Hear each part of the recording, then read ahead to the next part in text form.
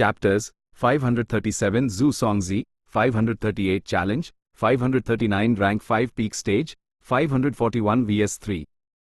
Chapter Start. Chapter 537 Zhu Songzi ऊंचा snowy mountain आसमान को छूटा हुआ खड़ा था और उसके चारों तरफ पहाड़ों की चोटियां ऐसे बिखरी हुई थीं जैसे चांद के आसपास तारे।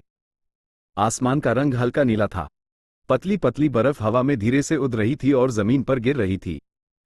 ये एकदम साफ सुथरी सफेद जगह थी, यहां तक कि पहाड़ पर बनी इमारतें भी बर्फ के अजीब क्रिस्टल से तराशी गई थीं। यही थी स्नोई माउंटेन की ब्लेस्ड लैंड, नॉर्दर्न प्लेन्स के डेमोनिक पाथ के गू इमॉर्टल्स का अड्डा, जहां दर्जनों गू इमॉर्टल्स अलग अलग चोटियों पर कब्जा किए हुए थे। स्नोई माउंटेन की एक चोटी पर हर तरफ हरे भरे चीद के पेड़ उगे हुए थे और वहां बर्फ के क्रिस्टल से बना एक 7 मंजिला पवेलियन खड़ा था।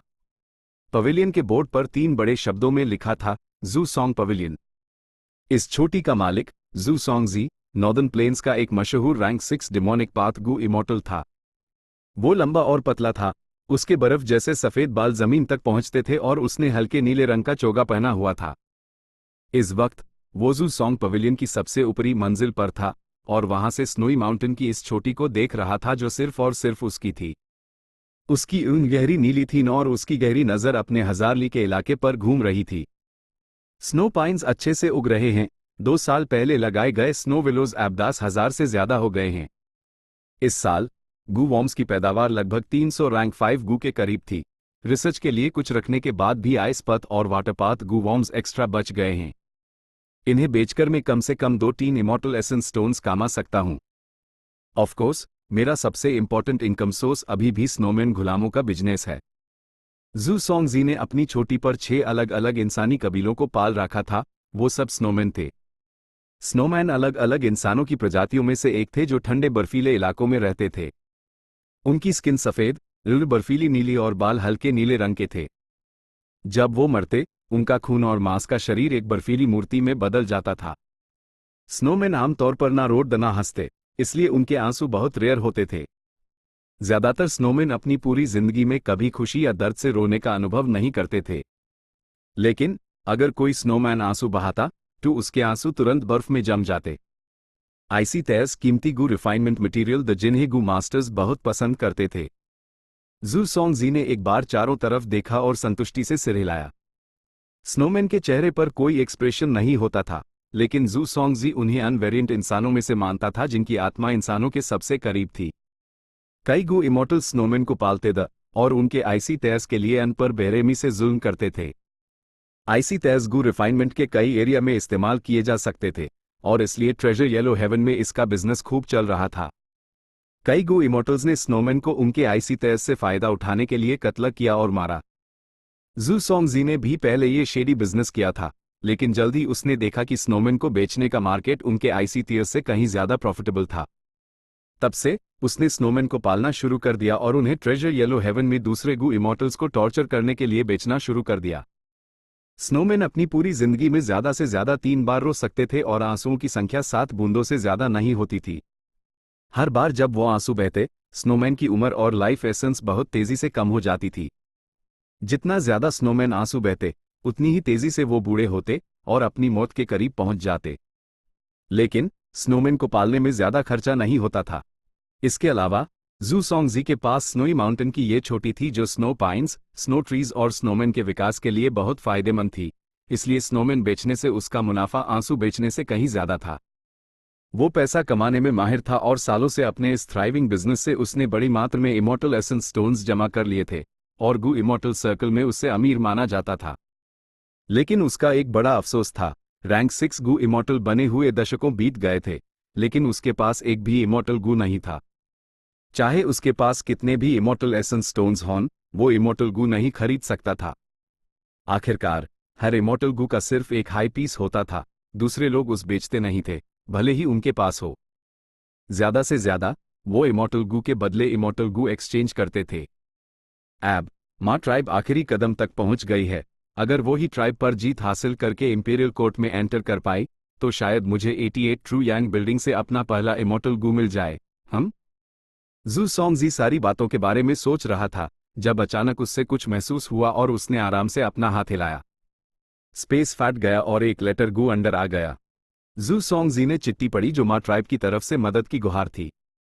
तो आखिरकार वो इस स्टेज पर पहुंच ही गए। जू सोंगजी के होठों के कोने एक मुस्कान में मुड़ गए। वो इंपीरियल कोर्ट की लड़ाई पर गहरी नजर रखे हुए था और मा ट्राइब की मुश्किलों के बारे में पहले से जानता था।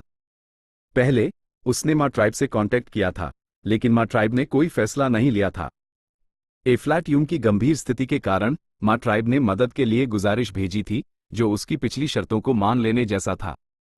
इसके साथ अब मेरी चाल चलने का टाइम आ गया है। जू सोंगजी ने धीरे धीरे अपनी मुस्कान को काबू किया और डिवाइन सेंस गू को एक्टिवेट किया। 3 डिवाइन सेंसेस अलग अलग बर्फीली चोटी पर 3 स्नोमैन कबीलों की तरफ उड़ गए। डिवाइन सेंस मिलने के बाद 3 स्नोमैन गू मास्टर्स तुरंत पहाड़ की चोटी की तरफ दौड़े। कुछ देर बाद वो जू सोंग पवेलियन के सामने घुटनों के बाल बैठे थे और एक साथ सलाम किया। जूवा, जूमी और जूमिंग लॉर्ड इमॉर्टल को प्रणाम करते हैं। जू सोंगजी सामने नहीं आया, बल्कि उसने कुछ गू वॉर्म्स उन तीनों स्नोमैन के हाथों में भेजे दिए। ये गू वॉर्म्स लो और बैटल ट्रूप ड को भी बाहर की दुनिया में ले जाओ और मा ट्राइब को ढूंढो, उन्हें जंग जीतने में मदद करो। जू सोंगजी ने एक और डिवाइन सेंस भेजा। जैसा आपका हुक्म। तीनों स्नोमैन गू मास्टर्स ने तुरंत हुक्म मान लिया। जू सोंगजी के पास ए, बी, सी और ड नाम की 4 बैटल ट्रूप्स थीं। ये CHEH स्नोमैन कबीलों के एक्सपर्ट से बनी एलीट ट्रूप्स थीं। तीनों स्नोमैन गू मास्टर्स बैटल ट्रूप ड को स्नोई माउंटेन की ब्लेस्ड लैंड से बाहर ले गए, लेकिन मा ट्राइब तक पहुंचने से पहले ही हे ट्राइब के गू इमॉर्टल्स ने उन्हें देख लिया। बड़े भाई, जैसा हमने सोचा था, इस मा ट्राइब का रिश्ता स्नोई माउंटेन के डेमोनिक पाथ के गू इमॉर्टल से है। सबूत अब खुले आम सामने है। ल्यू ट्राइब के एक्सटर्नल सुप्रीम एल्डर गू इमॉर्टल टैन बी या गलत नहीं थे। हे बाई ने सियोर ब्लेस्ड लैंड में हे चेंग से कहा। यह दोनों हे ट्राइब के गू इमॉर्टल्स थे। हे बाई का चेहरा साधारण था और वो आधे उम्र का लगता था। वो थोड़ा आनंदी दिखता था लेकिन होशियार था। जबकि ही चेंग को बचपन से हाई हे ट्राइब का जीनियस माना जाता था। वो एलिगेंट और कॉन्फिडेंट दिखता था और ही लू लैन का बाप भी था। हे चेंग ने ही बाई की तरफ देखा और शांति से कहा, भाई टेंशन मत लो। डेमोनिक पाथ के गू इमॉर्टल्स हमेशा से अकेले भेड़िए रहे हैं। स्नोई माउंटेन भले हाई स्ट्रांग हो और उसके पास दर्जनों गू इमॉर्टल्स हों, लेकिन मा ट्राइब को सपोर्ट करने वाले ज्यादा से ज्यादा 2-3 हाई होंगे। हे बाई ने सिर हिलाया। बड़े भाई सही कह रहे हैं, लेकिन अभी की मा ट्राइब सच में बहुत स्ट्रांग है। वो पहले सिर्फ अपने दम पर बड़ी लड़ाइयां जीतने में कामयाब रहे। ए फ्लैट अगर उन्हें गू इमॉर्टल्स का सपोर्ट मिल गया तो वो और भी ज्यादा स्ट्रांग हो जाएंगे।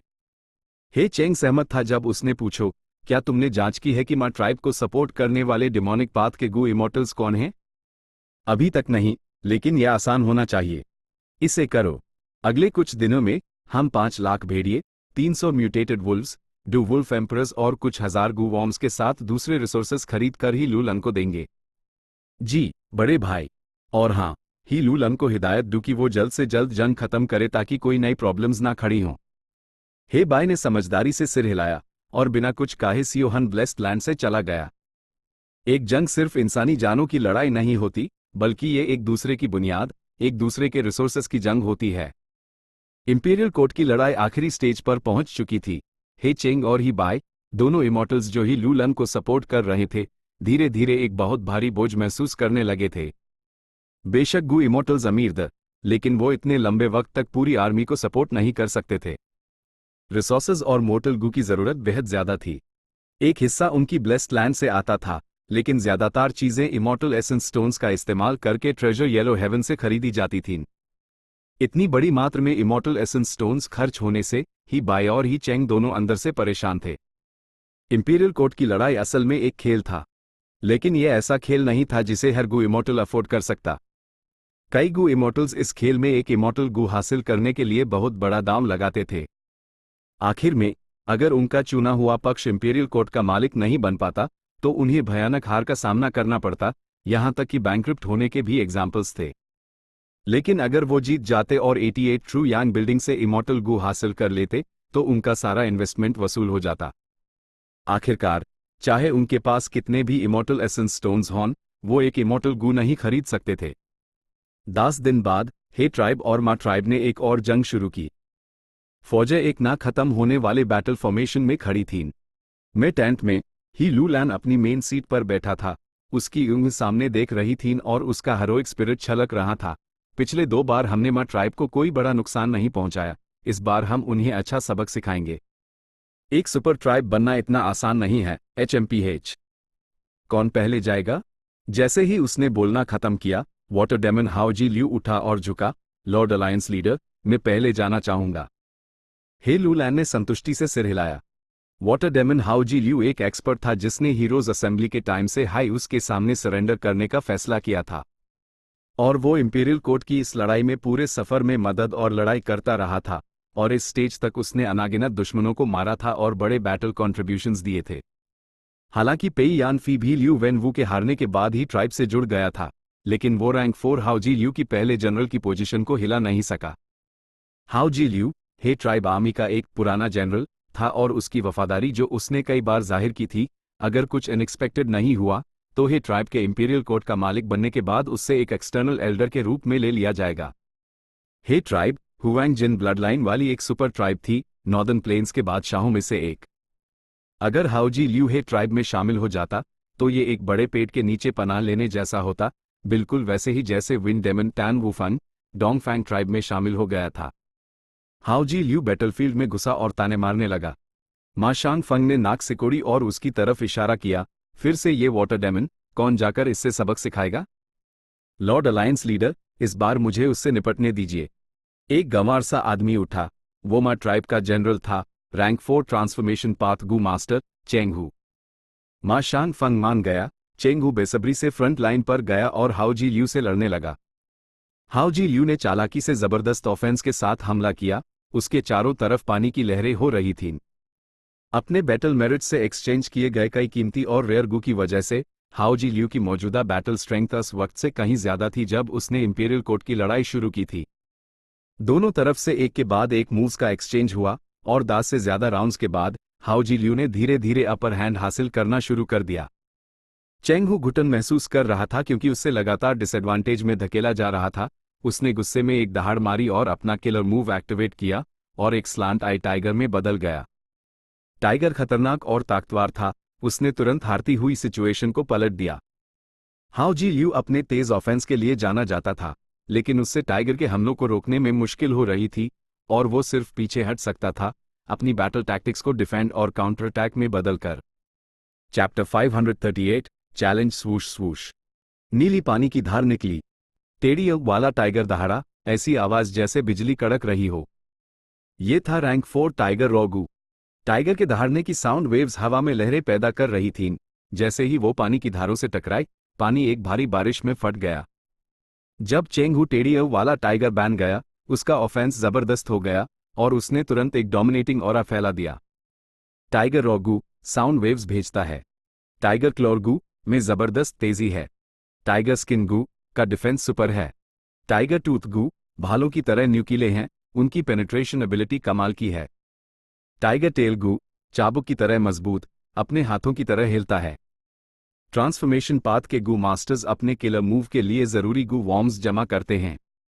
जब गू वर्म का सेट पूरा हो जाता है तो वो ट्रांसफॉर्म हो सकते हैं और अपनी बैटल स्ट्रेंथ में एक जबरदस्त क्वालिटेटिव बढ़ोतरी हासिल कर सकते हैं। ऑफ कोर्स, ट्रांसफॉर्मेशन जितना मजबूत होता, उनके सेट के लिए जरूरी गू उतने ही कीमती होते और उन्हें जमा करना उतना ही मुश्किल होता। भले ही एक गू मास्टर ट्रांसफॉर्म हो सकता हो, उन्हें बहुत ट्रेनिंग की जरूरत होती थी। इंसान 2 पैरों पर चलने, 2 हाथ और एक सिर रखने के लिए पैदा हुए थे। अगर वो किसी दूसरे रूप में बदल जाते तो उनके लिए अडेप्ट करना आसान नहीं होता। बिल्कुल उड़ने की तरह, सिर्फ बहुत ज्यादा ट्रेनिंग और टैलेंट ही किसी को अपने नए रूप का माहिर बना सकता था। गू मास्टर्स गू को पालते, इस्तेमाल करते और रिफाइन करते। ये गू इस्तेमाल करने का गहरा और रहस्यमयी पहलू था। दोनों फौजों ने अपनी निगाहें सामने की लड़ाई पर टिका दी थीं। हाओजी ल्यू और चेंगहू की लड़ाई अब नाजुक मोड़ पर पहुंच चुकी थी। चेंगहू ने अपना किलर मूव इस्तेमाल किया, टेढ़ी आंख वाला टाइगर बैनकर, उसके पास एडवांटेज था। हाओजी ल्यू सिर्फ बचने की कोशिश कर सकता था। अपने पहले के पागलों जैसे हमलों के मुकाबले वो अब सच में पैथेटिक लग रहा था। लेकिन जैसे जैसे टाइम बीतता गया, लड़ाई अभी भी डेडलॉक पर अटकी हुई थी। हालांकि चेंगहू के पास बड़ा एडवांटेज था, वो इस एडवांटेज को जीत में नहीं बदल पा रहा था। भले हाई मा ट्राइब की ZYA डिटार फौज जश्न माना रही थी, मा ट्राइब के में टेंट में बैठे लोग चिंतित थे। ठीक नहीं है, यह वाटर डेमन बहुत चालक है। चेंग हू खतरे में है, मा यिंग जी ने कहा। आसपास के कई एक्सपर्ट्स ने सहमति में सिर हिलाया। किलर मूव्स भले हाई स्ट्रॉन्ग होते थे, लेकिन सच में वो एक ही वक्त में इस्तेमाल किए गए कई गू होते थे। इसका मतलब था कि प्राइमेवल एसेंस का खर्च बहुत ज्यादा था। नॉर्मल गू मास्टर्स के लिए ये एक दो धारी तलवार थी। चेंग हू के किलर मूव इस्तेमाल करने के बाद water demon Hao Ji Liu ने अपने अनुभव से तुरंत अपनी हार्ड हिटिंग टैक्टिक्स बदल दी। क्योंकि चेंग हू वाटर डेमन को टाइम पर नहीं हरा पाया, जब उसका प्राइमेवल एसेंस खत्म हो जाएगा वो इंसानी रूप में वापस आ जाएगा। टैब water demon Hao Ji Liu पलटवार करेगा। मा शांगफंग शांत दिख रहा था, लेकिन उसका दिल डूब रहा था। अगर ये पहले की बात होती तो चेंग हू की जीत या हार से उससे कोई फर्क नहीं पड़ता। लेकिन अब चेंग हू की जीत या हार सिर्फ उसकी अकेले की प्रॉब्लम नहीं थी, ये पूरी फौज के मोराल से जुड़ी थी। मा ट्राइब पहले ही 2 बार हार चुकी थी। मा शांगफंग जानता था कि उनसे जुड़ने वाली ट्राइब्स का विश्वास डगमगा गया था। मा ट्राइब की फौज का नेतृत्व मा ट्राइब कर रही थी। अलायंस बनाने के लिए दूसरी ट्राइब्स की जरूरत थी। एक बार उनका दिल डगमगा गया तो सिचुएशन खतरनाक हो जाएगी। मा शांगफंग चेंग हू को हारते हुए नहीं देखना चाहता था, लेकिन मौजूदा हालत में चेंग हू का हारना लगभग तय था। मा शांगफंग दिल ही दिल में सिर्फ आ भर सकता था और उसने पुकारा, फेई शेंगचेंग। फेई शेंगचेंग तुरंत आगे बढ़ा, अपनी दाहिनी हथेली दिल पर राखी और झुका, मैं यहां हूं। तुम दूसरी लड़ाई के लिए जाओगे, मा शांगफंग ने कहा। चेंग हू की हार से होने वाले नेगेटिव असर को कम करने के लिए उसने अपनी उम्मीदें फेई शेंगचेंग पर टिका दी थीं।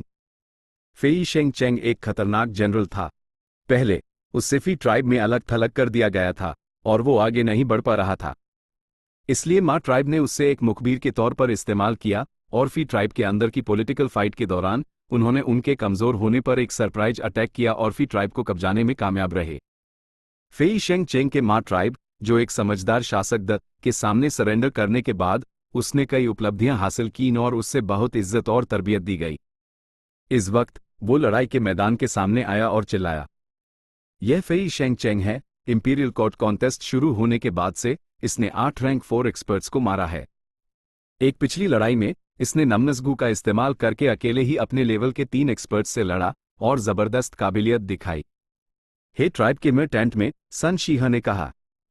ये लुई संग का चेहरा ठंडा था। पिछली लड़ाई जिसका जिक्र कनिंग जेंटलमैन सन शीह ने किया, वो मा ट्राइब और ये लुई ट्राइब के बीच की लड़ाई थी। आखिर में ये लुई संग हार गया और मा ट्राइब ने उसका पीछा किया। वो लगभग एक आवारा बन गया था। ये लुई ट्राइब से जुड़ने वाली ट्राइब्स जैसे कि लियान ट्राइब सब मा ट्राइब के पास चली गई थीं। नमनसगू एक रेयर रैंक 4 गू जिसकी वैल्यू रैंक 5 के बराबर है। एक बार गू मास्टर को लग जाए तो वो पैरालाइज हो जाता है, हिल भी नहीं सकता। हालांकि ये थोड़े टाइम के लिए ही रहता था। एक इंटेंस लड़ाई के दौरान ये एक बहुत हाई घातक टेक्निक थी। हे लूलैन ने सहमति में जवाब दिया और चारों तरफ देखकर पूछो, कौन लड़ सकता है? जैसे ही उसने ये कहा, एक शख्स जोर से हंसा और उठ खड़ा हुआ। फेई शेंगचेंग कोई बड़ी चीज नहीं है, मैं लड़ने के लिए तैयार हूं और तुम्हारी जीत के रास्ते से सारी रुकावटें हटा दूंगा। हे लूलैन ने उस शख्स को देखा, वो कोई और नहीं बल्कि सोल ब्लेड पैन पिंग था। पहले पैन पिंग को ल्यू ट्राइब के 3 भाइयों के कॉम्बिनेशन मूव ने हारा दिया था और लड़ाई के बाद ताई बाई यून शेंग ने मन एज बिफोर गू का इस्तेमाल करके उसे जिंदा किया था। सिर्फ वो ही नहीं, गाओ यांग और जू जई को भी उसी तरह जिंदा किया गया था। ठीक है, तो तुम जाओगे? हे लूलैन ने सिर हिलाया।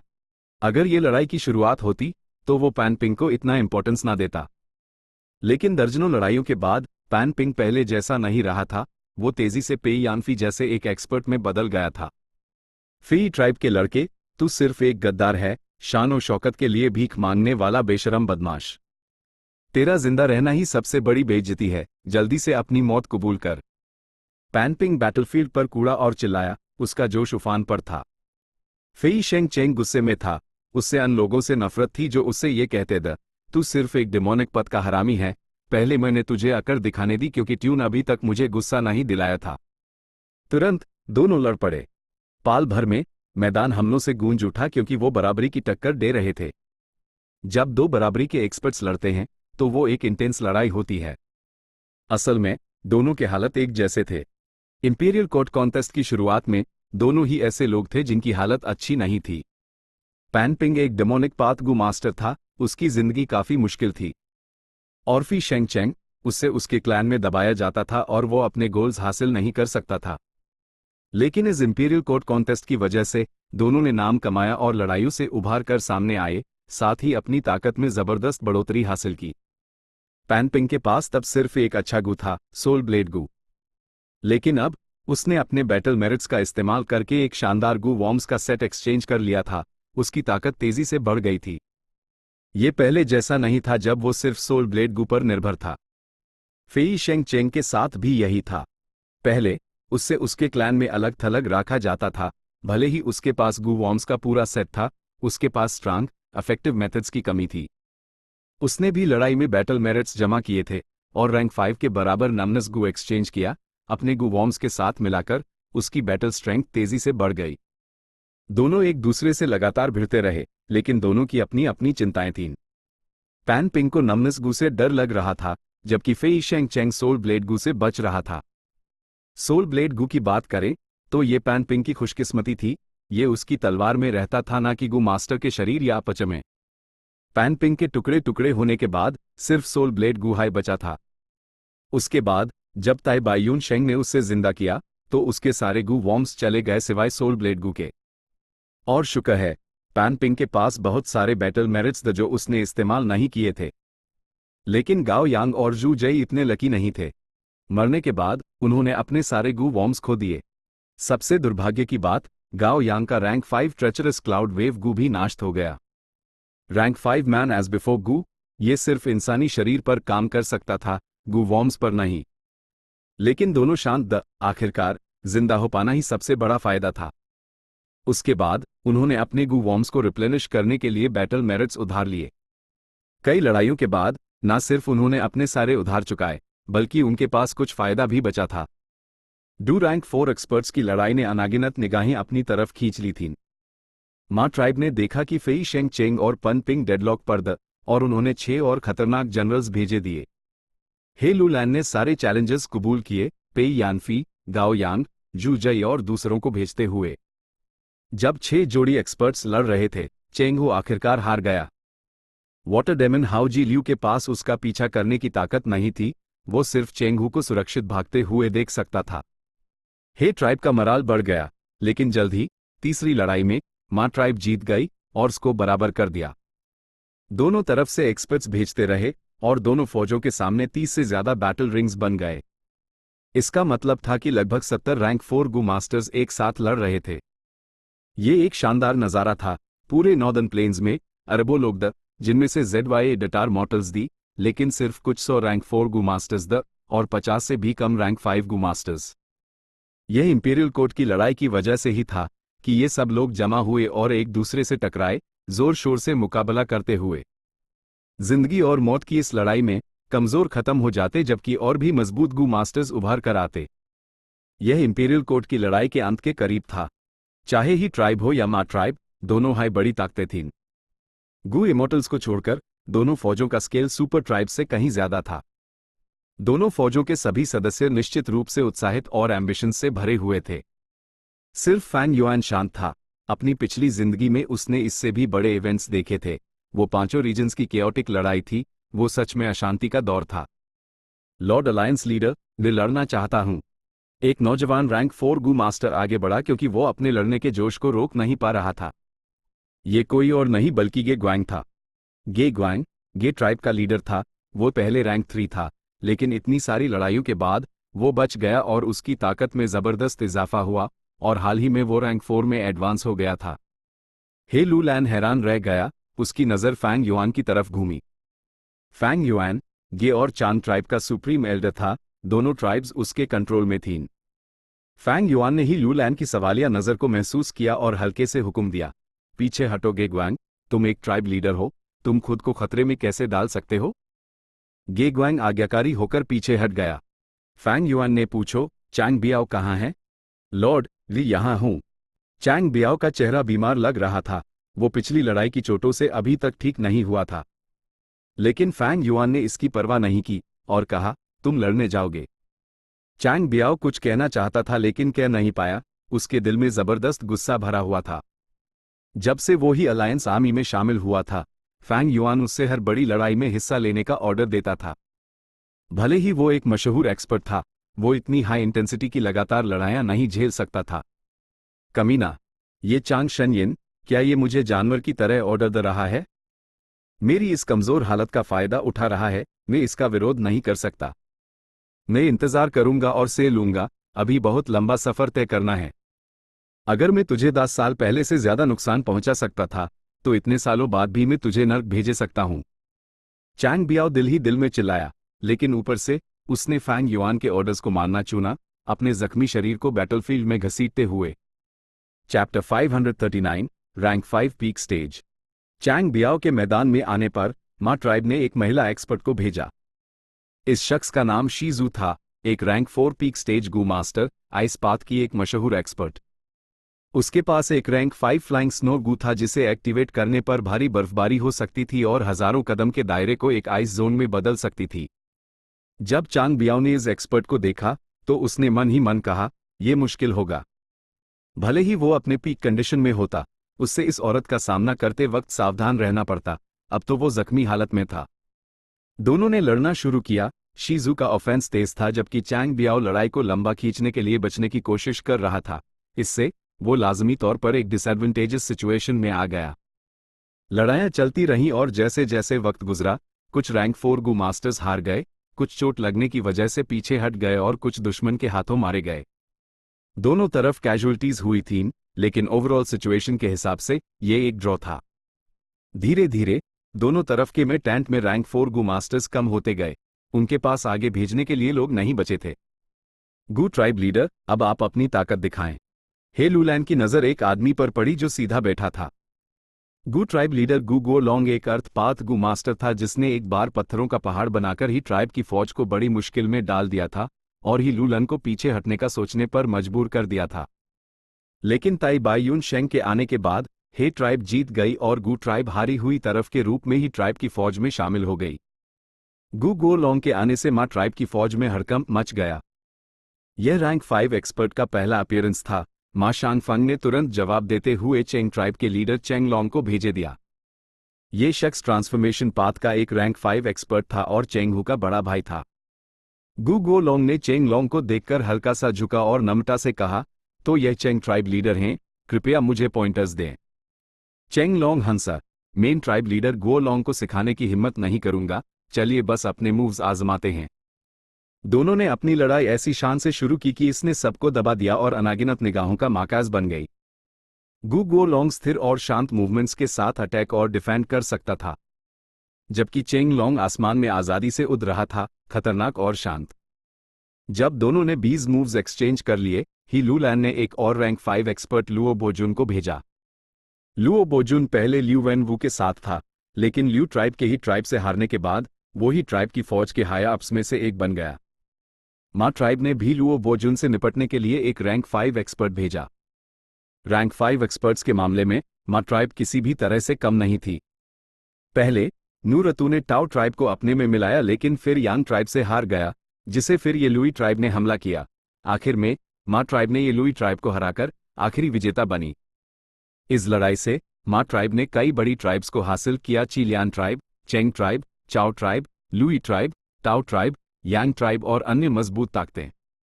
साथ ही उन्होंने जियांग बाओ या और यांगपो यंग को भी हासिल किया और माजुन के साथ मिलाकर उनके पास 3 एंस्लेवमेंट पाथ मास्टर्स थे।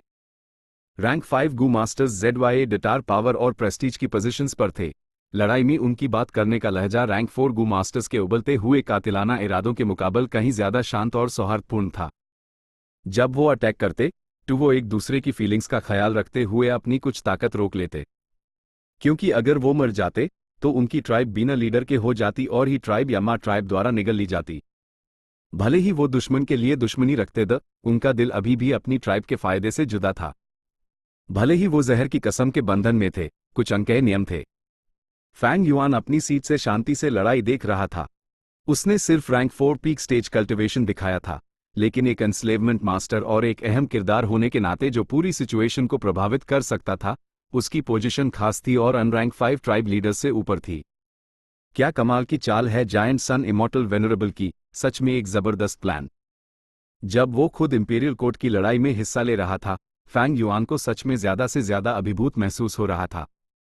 जायंट सन इमॉर्टल वेनरेबल ने 88 ट्रू यांग बिल्डिंग को अपने वंशजों के लिए एक विरासत के रूप में बनाया और साथ ही इंपीरियल कोर्ट कॉन्टेस्ट की परंपरा भी स्थापित की। कोई भी बता सकता है कि उसने इस पर गहराई से सोचा था। 88 ट्रू यांग बिल्डिंग को छोड़ दें, सिर्फ ये इंपीरियल कोर्ट की लड़ाई ही हर स्टेज पर एक सफाई का मैदान थी जिसमें हुआंग जिन ट्राइब्स दूसरी ट्राइब्स को निगल कर खुद को मजबूत कर रही थीं।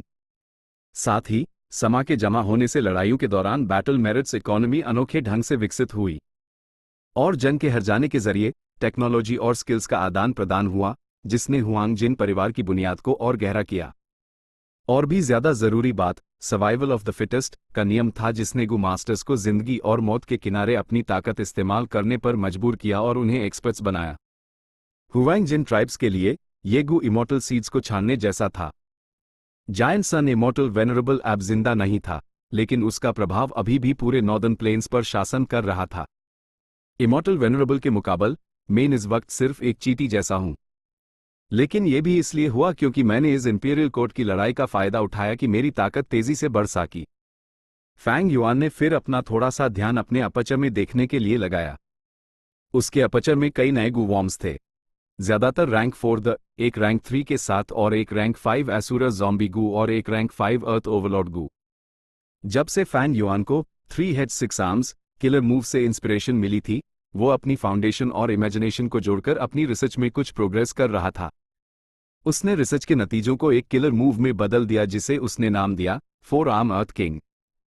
जब वो ये किलर मूव एक्टिवेट करता है तो उसके कंधों से एक बिल्कुल नया हाथों का जोड़ा निकल आता है। जब वो अपने चारों हाथों का इस्तेमाल करता तो उसकी ताकत तेजी से बढ़ जाती, जो ल्यू ट्राइब के 3 भाइयों के किलर मूव 3 हेड 6 आर्म्स के बराबर थी। लेकिन 3 आर्म्स 6 हेड्स के मुकाबले मेरा 4 आर्म अर्थ किंग का फॉर्म सिर्फ थोड़े समय के लिए ही बनाए रखा जा सकता है। मैं पूरी ताकत तभी लगा पाऊंगा जब मेरे पैर जमीन को छू रहे हों। अगर मैं उड़ता हूं तो मेरी बैटल स्ट्रेंथ आधी हो जाएगी। यह किलर मूव फैंग युआन ने हाल ही में बनाया था और अभी तक परफेक्टेड नहीं था। उससे इस किलर मूव को लड़ाइयों के जरिए जांचना होगा, कुछ नए गू जोड़ना होगा, बेकार गू को बदलना होगा या सीधे उन्हें हटा देना होगा, और धीरे धीरे ये किलर मूव परफेक्टेड हो जाएगा। सूरज धीरे धीरे ऊपर उठ रहा था, लेकिन बर्फीले तूफान की आपदा के करीब आने से आमतौर पर तेज गर्म सूरज की रोशनी में कोई गर्मी नहीं लग रही थी। बैटलफील्ड पर उमड़ता हुआ जोश धीरे धीरे अपने चरम पर पहुंच गया। दर्जनों बैटल रिंग्स में हर तरह के अटैक्स रंग बिरंगी आतिशबाजी की तरह फट रहे थे, एक बेहद चमकदार मंजर बना रहे थे। हे ट्राइब के मिर टेंट में सिर्फ कुछ हाईगू मास्टर्स बचे थे। बाकी या तो लड़ रहे थे, पीछे हट गए थे, रिकवर कर रहे थे या बैटलफील्ड में मर चुके थे। ओवरऑल सिचुएशन को देखते हुए हे ट्राइब थोड़ी कमजोर पोजीशन में थी। शुरू से अब तक ही लू लन को ही बाई और ही चेंग डू इमॉर्टल्स का एक्टिव सपोर्ट मिला था, जबकि मा ट्राइब ने सिर्फ इस लड़ाई में जू सोंगजी से मदद मांगी थी। HMPH मा ट्राइब के कचरे वकाई बहुत जिद्दी हैं। हे लू लैन ने तेज नजर से गुर्राते हुए कहा। वो बेसब्र होने लगा था। उसकी नजर फैंग युआन पर पड़ी और वो बोलने ही वाला था कि मा ट्राइब के कैंप से 3 जानवरों के झुंड बाहर निकल आए। बाईं तरफ से कई घोड़े जमीन पर दौड़ रहे थे, जमीन को एक दबी हुई बिजली की तरह कांपा रहे थे। दाईं तरफ से अनागिनत चूहे निकल आए, चीखते और फुसफुसाते हुए, इतने घने कि लोगों को रीढ़ की हड्डी में ठंडक महसूस हो जाती। बीच से बाजों का झुंड काले बादलों की तरह ऊपर उठा। असल में ऐसा लग रहा था जैसे वो आसमान को ढक लेगा। हॉर्स किंग माजुन, रैट किंग जियांगबाओ या और ईगल किंग यांग पोयिंग, इन तीनों एंस्लेवमेंट पाथ मास्टर्स ने एक साथ हमला कर दिया था। जानवरों के झुंड ने हमला किया, तुरंत ZY डटार बैटल रिंग्स को तितर बितर कर दिया। मा शानफंग ने देखा कि वो एक्सपर्ट्स की चुनौतियों में थोड़ा जीत रहा था और वो अपनी एंस्लेवमेंट पाथ मास्टर्स की बर्तरी पर भरोसा करके ही ट्राइब की फौज को दबाना चाहता था और इस ब्यूअर हाल को बदलना चाहता था। 3 जानवरों के झुंडों के संयुक्त हमले का सामना करते हुए ही लू लन तुरंत तनाव में आ गया और फैंग युआन की तरफ देखा। वुल्फ किंग, अब तुम्हारी बारी है। फैंग युआन ने सिर हिलाया और आराम से अपनी सीट से उठ खड़ा हुआ। वो धीरे धीरे 2 सर वाले राइनों के सिर तक चला गया और 3 जानवरों के झुंडों को देखा। सभी खतरनाक, शक्तिशाली और बड़े आकार के थे। इन तीनों एंस्लेवमेंट पाथ मास्टर्स में से कोई भी उसके लेवल का था और जबरदस्त दुश्मन द जो एंस्लेवमेंट पाथ के मामले में उससे हारते नहीं। यहां तक कि उनके पास जो एंस्लेवमेंट पाथ गू वॉर्म्स दी वो फैंग युआन के वुल्फ इंस्लेवमेंट गू वॉर्म्स से कहीं ज्यादा कॉम्प्रहेंसिव और सुपीरियर थे। इस शर्त पर कि वो अपनी स्ट्रेंथ पाथ बैटल स्ट्रेंथ नहीं दिखाएगा, फैंग युआन को इस ग्रुप से अकेले लड़ना मुश्किल लगता। पिछली 2 लड़ाइयों में उसका भेड़ियों का झुंड हमेशा इन 3 जानवरों के झुंडों से दबाव में रहा था और उस भारी नुकसान उठाना पड़ा था।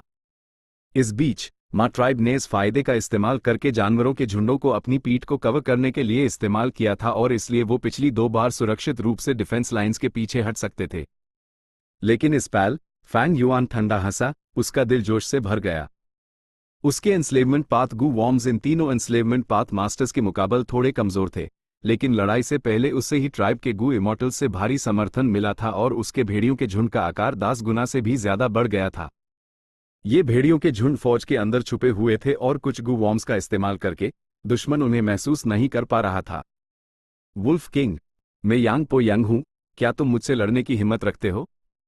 आसमान में यांग पो यंग एक बड़े बाज पर सवार था, उसका हेरोइक ऑरा चमक रहा था और उसका पोस्चर सीधा था जैसे वो एक जंग का भला हो जो आसमान में घुस जाएगा। उसने फैंग युआन के भेड़ियों के झुंड को रोकने के लिए पहल की। बाजों का झुंड हवा से भेड़ियों के झुंड पर हमला कर सकता था, इसलिए उनकी पोजीशन बहुत फायदेमंद थी। हा, ओल्ड यांग, भाई चांग शन यिन पर थोड़ा रहम करना, आखिरकार वो भी हमारे जैसा एक एंस्लेवमेंट मास्टर है। तुम्हें उससे थोड़ी इज्जत देनी चाहिए। दाई तरफ से रैट किंग की मजाकिया हंसी सुनाई दी और बाई तरफ घोड़ों के झुंड के बीच माजुन, जो ज्यादा बोलता नहीं था, बस गुर्राया और आगे बढ़ा। उसके आसपास बड़ी संख्या में गू मास्टर एक्सपर्ट्स जांगजू घोड़ों पर सवार उसकी रक्षा कर रहे थे। एंस्लेवमेंट पाथ मास्टर्स जब खुद लड़ाई में मौजूद होते और अपने जानवरों के झुंड को कमांड करते तो अत्यंत शक्ति प्रदर्शित कर सकते थे। तीनों मास्टर्स ने खतरा मोल लिया और अपने जानवरों के झुंड का नेतृत्व करते हुए हमला किया। ये 3 भारी मुक्कों के समा था।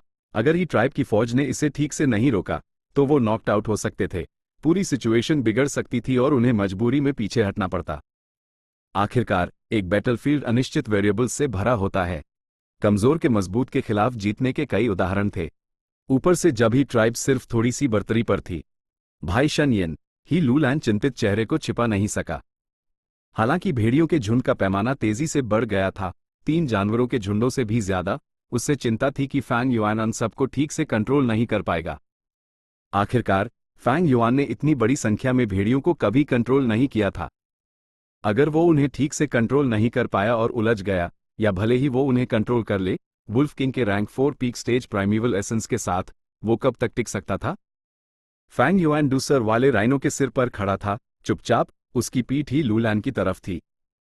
3 विशाल जानवरों के झुंडों को हमला करते और मारते हुए देखकर, आसमान और जमीन दोनों से पिंसर अटैक करते हुए, और वो पहले ही करीब आ चुके थे, जबकि वुल्फ किंग ने अभी तक कोई हरकत नहीं की थी, ही लूलन बहुत बेचैन हो गया और उसने जोर दिया, भाई शन यिन, जल्दी से अपनी चाल चलो। फैंग युआन अभी भी चुप था, जैसे उसने सुना ही ना हो। 3 जानवरों के झुंड बड़े जोश के साथ दौड़े और 200 कदम से भी कम दूरी पर थे और ऐसा लग रहा था कि वो एक पाल में पहुंच जाएंगे। हे ट्राइब की फौज में हंगामा मच गया और ही लूलैन ने और भी बेचैनी से जोर दिया, भाई चांग शन यिन। फैंग युआन ने सिर उठाया और हंसा, वक्त आ गया है। दुश्मन ने मुझे जानवरों के झुंडों से दबाने के लिए अपनी पूरी ताकत लगा दी, लेकिन वो नहीं जानते कि उन्होंने अपनी ही बर्बादी को बुलावा दिया है। अलायंस लीडर लूलैन, मुझे आपको बधाई देनी है। किस बात की बधाई? ये लड़ाई पहले ही जीती जा चुकी है, पांसा फेंक दिया गया है। अलायंस लीडर का लॉर्ड ऑफ इंपीरियल कोर्ट बनना एक तयशुदा नतीजा है। फैंग युआन ने हल्के से कहा। हे लूलैन की एट फैल गईन, वो लगभग चिल्ला पड़ा, ये क्या बकवास है? ये अजीब और गरीब कॉन्फिडेंस कहां से आ रहा है तेरे अंदर? जल्दी अपने भेड़ियों के झुंड को हरेक में लाओ, दुश्मन पहले ही करीब है और तुम्हारे पास अभी भी ऐसी फालतू बातें करने का वक्त है। लेकिन अगले हाईपैल, उसकी एड़ी लगभग बाहर निकल आयम जैसे किसी ने उसकी एड़ी के पीछे मारा हो। ऐसा इसलिए हुआ क्योंकि उसने फैंग युआन के ऑरा में हैरान कर देने वाले बदलाव महसूस किए। रैंक 4 पीक स्टेज से rank 5 initial stage, rank 5 initial stage से rank 5 middle stage, rank 5 middle stage से रैंक 5 अपर स्टेज, और रैंक 5 अपर स्टेज से रैंक 5 पीक स्टेज। इस वक्त फैंग युआन धीरे धीरे ब्रेथ कंसीलमेंट गू के पर्दे को हटा रहा था और अब अपनी असली कल्टिवेशन को नहीं दबा रहा था। रैंक 5 पीक स्टेज, एक असली rank 5 peak stage. Wolf king Chang Shan Yin असल में एक rank 5 peak stage enslavement path master था। हे लूलैन हक्का बक्का रह गया और बस फैंग युआन की पीठ को घूरता रहा। न टेंट के पास के गू मास्टर गार्ड्स ने भी हैरान और स्तब्ध नजरों से देखा। सबकी नजरों के सामने फैंग युआन ने ईगल राइज गू एक्टिवेट किया। बड़े बाज के पंखों ने उससे आराम से आसमान में उठा लिया। आसमान में उसने एक लंबी दहाड़ मारी। रैंक 5 एम्पलीफाई इफेक्ट गू और वुल्फ हाउल गू। भेड़िए की दहाड़ पूरे आसमान में गूंज उठी, तीनों बीस्ट ग्रुप्स की सारी आवाजों को दबाते हुए। हाओ हाओ हाओ। भेड़िए फैंग युआन के जवाब में एक के बाद एक दहाड़ने लगे। Chapter 540 1 vs 3। फैंग युआन आसमान में उड़ गया। यांग पोयिंग, जियांग बाओया, माजुन, आज तुम सबकी मौत का दिन है, उसने साफ साफ कहा। उसकी आवाज ऊंची और साफ थी, सबके कानों में गूंज रही थी। माजुन, जियांग बाओया ने नाक सिकोड़ी। HMPH, बड़बोली बातें। तुम सच में रैंक 5 पीक स्टेज हो, चांग शनयिन, तुमने अपनी काबिलियत खूब छुपाई। यांग पो यंग ने गंभीर चेहरे से कहा। उसकी इल्म में आग जल रही थी, लेकिन इससे मेरा लड़ने का जोश और बढ़ गया है। ऐसी लड़ाई सच में मजेदार होती है। लेकिन अगले हाईपैल, जब भेड़ियों का झुंड सामने आया, उसका जोश ठंडा पड़ गया। बहुत बहुत ज्यादा, कुछ ज्यादा ही। जंगली भेड़ियों का समुंदर की लहरों की तरह हो पड़ा। पहले पहली लहर, फिर दूसरी, तीसरी, जैसे आसमान और जमीन को जोड़ रहे हों। ये सिलसिला कभी ना खत्म होने वाला था, लगभग अनंत। माजुन आखिरकार हिल गया। बाजों के झुंड की हरकतें रुक गईं क्योंकि यांग पो यंग का चेहरा सख्त हो गया था। ऐसे विशाल भेड़ियों का ग्रुप, हे भगवान, 5 लाख? 8 लाख? नहीं, कम से कम 10 लाख। जियांग बाओया बिल्कुल शॉक्ड था। उसका लड़ने का जोश बिना किसी निशान के गायब हो गया। भागो, मेरा चूहे का ग्रुप अपने पीक पर भी बस 6 लाख का था। इतनी लड़ाइयों के बाद मैंने उन्हें अभी तक रिप्लेनिश नहीं किया है, इसलिए मेरे पास अब बस 2 लाख से भी कम हैं। ये मेरी बुनियाद है, मैं उन्हें खो नहीं सकता। भागो भागो भागो, हमें भगना होगा। जियांग बाओया एक डिमोनिक कल्टिवेटर था। वो बेहद मतलबी था। वो तुरंत मुड़ा और अपने चूहे के ग्रुप के साथ भाग गया। एक एंस्लेवमेंट पाथ गू मास्टर की ताकत को 3 चीजें प्रभावित करती थीं। एक उनके जानवरों के ग्रुप का साइज, दूसरा एंस्लेवमेंट पाथ गू वॉर्म्स का कोऑपरेशन, और तीसरा सोल की फाउंडेशन। फैंग युआन की सोल फाउंडेशन डांगहो माउंटेन की वजह से तीनों एंस्लेवमेंट मास्टर्स के बराबर थी। उसके एंस्लेवमेंट गू वॉर्म्स भले ही अन तीनों से कमजोर थे, लेकिन सिर्फ थोड़े से ही कम थे। लेकिन उसके भेड़ियों का ग्रुप एक अनोखे आंकड़े तक पहुंच गया था, 15,07,000। इसके विपरीत अन तीनों ने लगातार लड़ाइयों के बाद अपने जानवरों के ग्रुप्स को भारी नुकसान झेला था, खासकर पिछली 2 बड़ी लड़ाइयों में। 2 लाख चूहेद, 1,80,000 बाज, और सबसे ज्यादा घोड़े, 3,07,000। लेकिन सब मिलाकर 7,40,000 से ज्यादा नहीं थे। 7,40,000, ये 15,07,000 भेड़ियों का सिर्फ आधा था। और क्या जानवरों के ग्रुप्स को सच में ऐसे सिंपल जोत से गिना जा सकता था? ये पहले भी बताया गया था, नहीं। अलग अलग जानवरों के ग्रुप्स जब मिल जाते, जब तक 3 हार्ट्स कॉम्बिनेशन सोल जैसी टेक्निक्स ना इस्तेमाल की जाएं, वो एक दूसरे को रोक देते और फायदे से ज्यादा मुसीबत पैदा करते। बड़ी संख्या में भेड़िए बाहर निकल आए। पहले वो जमीन के नीचे दरारों में छुपे हुए द, जबकि कुछ गू वॉर्म्स से छुपे हुए द, और बाकी गाड़ियों के अंदर थे। ए फ्लैट वो सब सामने आ गए। यहां तक कि माजुन, जो कम ही बोलता था, हैरानी से चिल्लाया, इतने सारे भेड़िए कैसे हो सकते हैं? वो पहले 3 तरफ से पिंसर अटैक कर रहे थे, फैंग युआन के अकेले होने का फायदा उठाने के लिए। आखिर में अनागिनत भेड़िए थे, और ही ट्राइब की कमजोरी उनकी सबसे बड़ी ताकत बन गई। उसके पास के गू मास्टर गार्ड्स जोर से चिल्लाए, लॉर्ड माजुन, जल्दी पीछे हटो, दुश्मन की फौज भारी पड़ रही है, हम उनसे आमने सामने नहीं लड़ सकते। माजुन कोई जोशीला नौजवान नहीं था। उसने जल्दी से घोड़ों के ग्रुप को कंट्रोल किया और पीछे हटने के लिए दिशा बदली। लेकिन घोड़ों का ग्रुप चूहों के ग्रुप से अलग था। चूहे ज्यादातर छोटे थे और आसानी से दिशा बदल सकते थे। जब घोड़े दौड़ते हैं तो उन्हें रोकना मुश्किल होता है, खासकर जब फैंग युआन ने जानबूझकर इंतजार किया था जब तक घोड़े और चूहे ही ट्राइब की फौज के करीब ना आ जाएं। उसके बाद अपने भेड़ियों के ग्रुप को हरेक में लाया। उसके इरादे सच में बहुत सिनिस्टर थे। लेकिन माजुन एक एंस्लेवमेंट मास्टर था, उसके पास काफी तजुर्बा था। उससे अपने घोड़ों के ग्रुप की हालत का अच्छा अंदाजा था। उसने उन्हें ध्यान से कंट्रोल किया और घोड़ों के ग्रुप ने जमीन पर एक आग बनाते हुए ही ट्राइब की फौज के पास से गुजरते हुए बाहर की तरफ मुड़ गए, इस सिचुएशन से निकलने की कोशिश करते हुए। लेकिन फैंग युआन ऐसे बड़े शिकार को कैसे जाने देता? माजुन एक एंस्लेवमेंट मास्टर था, लेकिन वो भी था। मन में सोचते ही म्यूटेटेड वुल्फ ग्रुप ने दहाड़ मारी और उनका पीछा किया। Mutated wolf group? इतने सारे! माजुन के गू मास्टर गार्ड्स ने मुड़कर देखा, उनके चेहरे पीले पड़ गए। माजुन के पास एक म्यूटेटेड बीस्ट ग्रुप था, जिसे पेगासस ग्रुप कहते थे, लेकिन उनकी संख्या उनका पीछा कर रहे म्यूटेटेड वुल्फ ग्रुप से कंपेयर नहीं कर सकती थी। उसके ज्यादातर सैनिक आम घोड़े थे जैसे टेरर क्लोर हॉर्स। ये घोड़े म्यूटेटेड वुल्फ से तेज कैसे भाग सकते थे? माजुन ने भेड़ियों के ग्रुप से बचने की कोशिश में घोड़ों के ग्रुप की दिशा कंट्रोल की, लेकिन म्यूटेटेड वुल्फ ग्रुप 2 हिस्सों में बंट गया। एक पिंसर अटैक करते हुए आखिरकार घोड़ों के ग्रुप को रोक लिया। जल्द ही बड़ी संख्या में आम भेड़िए झपटे और घोड़ों को कास कर घेर लिया। क्या शानदार रोकथाम, जैसा एक मास्टर से उम्मीद थी। ये देखकर ही लूलैन खुशी से झूम उठा। आखिरकार चांग शनयिन के बारे में उसकी चिंता दूर हो गई। दूसरी तरफ रैट किंग एक म्यूटेटेड वुल्व्स के ग्रुप के साथ भाग गया, जिसके पीछे भेड़ियों का समुंदर था। जैसे ही धीमे चूहे पीछे से भेड़ियों द्वारा खाए जा रहे थे, वो एक विशाल जानवर की तरह आगे बढ़ रहे थे, अपने आगे के सभी चूहों को निगल रहे थे।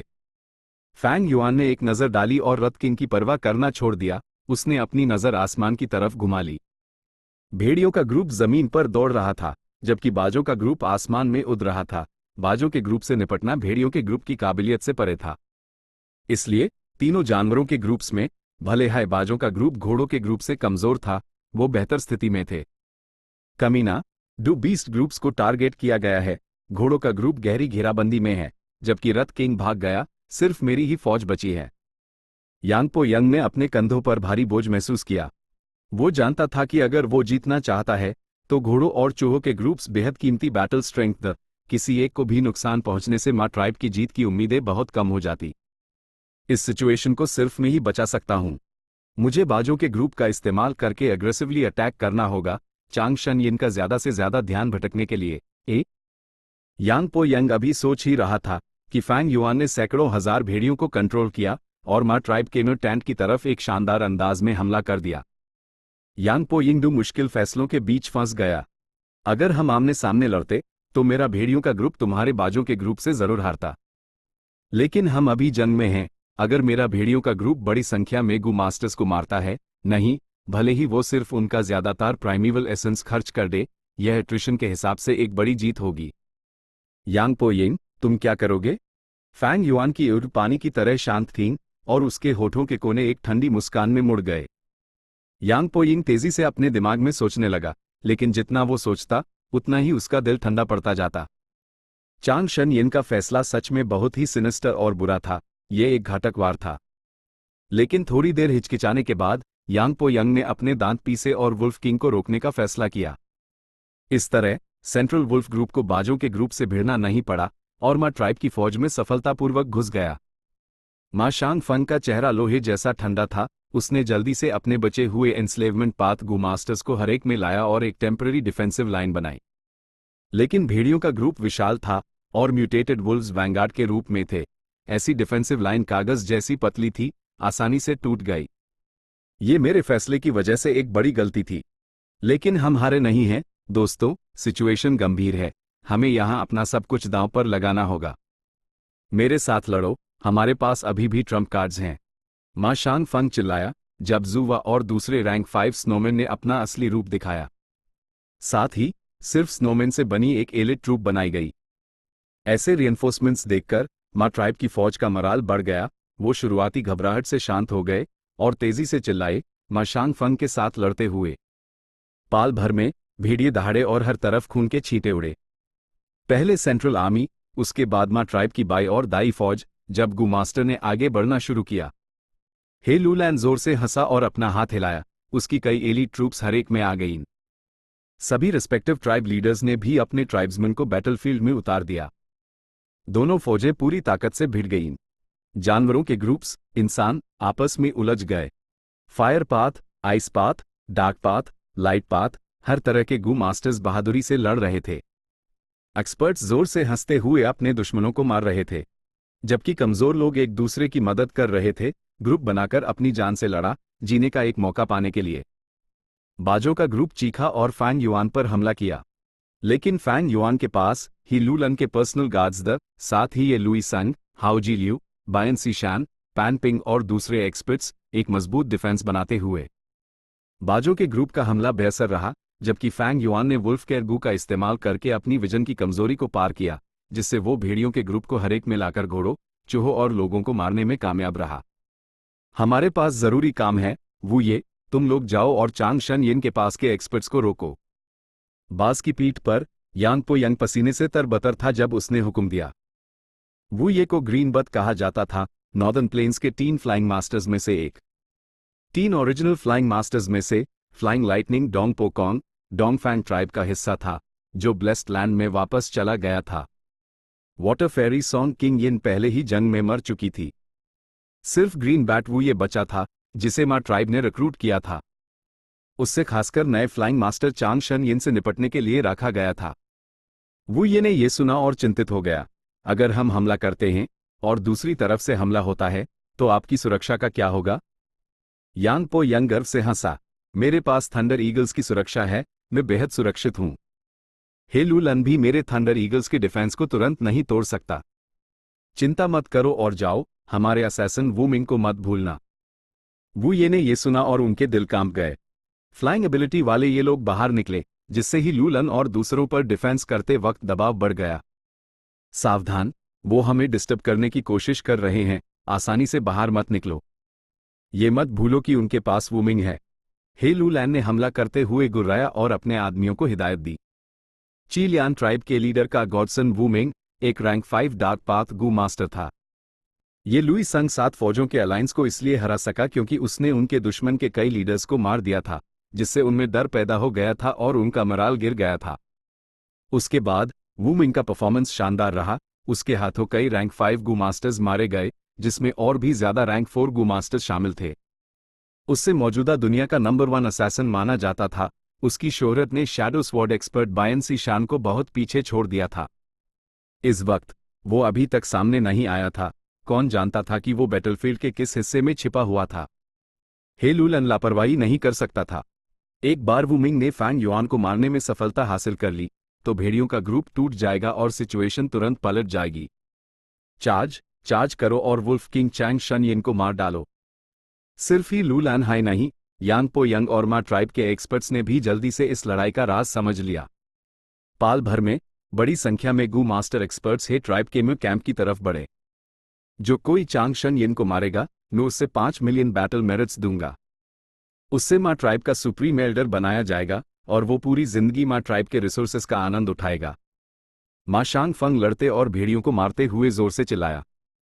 इतने बड़े इनाम ने स्वाभाविक रूप से कई गू मास्टर एक्सपर्ट्स को आकर्षित किया, जिससे उनकी आंखें लाल हो गईं और उनके भाले फैंग युआन की तरफ मुड़ गए। Chapter and.